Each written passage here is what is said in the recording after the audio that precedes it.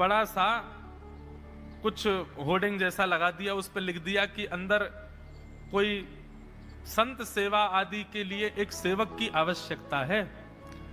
अगर किसी के अंदर सेवा भाव हो तो वो आकर के भीतर संपर्क करे। सेवा ब्रजवासी सेवाओं के प्रकल्प में यदि आप सेवक की कामना करोगे तो कहीं ना कहीं किसी ना किसी रूप में ठाकुर जी आएंगे सेवा के लिए।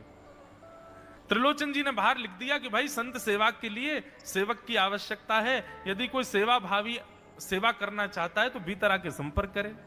अब यह बोर्ड पढ़ लिया हमारे श्री पंडरीनाथ भगवान ने, और श्री विट्ठल भगवान एक छोटे से बालक का रूप धारण करके त्रिलोचन जी के यहां पहुंच गए। त्रिलोचन जी के यहां पहुंचे, त्रिलोचन जी बैठे थे।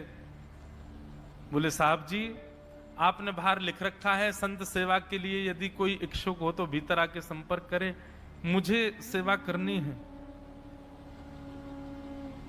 त्रिलोचन जी और उनकी पत्नी देखें, बोले कितना छोटा सा बालक है, कितना प्यारा है, ये तुम्हारे माता पिता नहीं है? बोले होंगे तो पता नहीं, मुझे तो पता नहीं, मैंने कभी देखा नहीं अपने माता पिता को, मैं अकेला ही हूं, ना मेरे कोई भाई है, ना कोई मेरे मित्र है, ना मेरे कोई बंधु है, ना मेरे माता पिता, मैं अकेला ही हूं। त्रिलोचन जी की पत्नी को तो इतनी दया सी आ गई, अरे राम राम, बेचारा अकेला बालक है। अच्छा चलो ठीक है, तुम यहां सेवा कर लेना, लेकिन कुछ नियम है उनको सुन लो।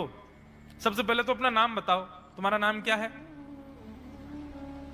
विट्ठल भगवान ही थे, वो तो छोटे से बालक के रूप में गए थे। बोले मेरा नाम है अंतर्यामी। त्रिलोचन जी बोले नाम सुनकर के तो ऐसा लगता है जैसे सच में अंतर्यामी है क्या। अच्छा बेटा अंतर्यामी सेवा करोगे? बोले ये सेवा करना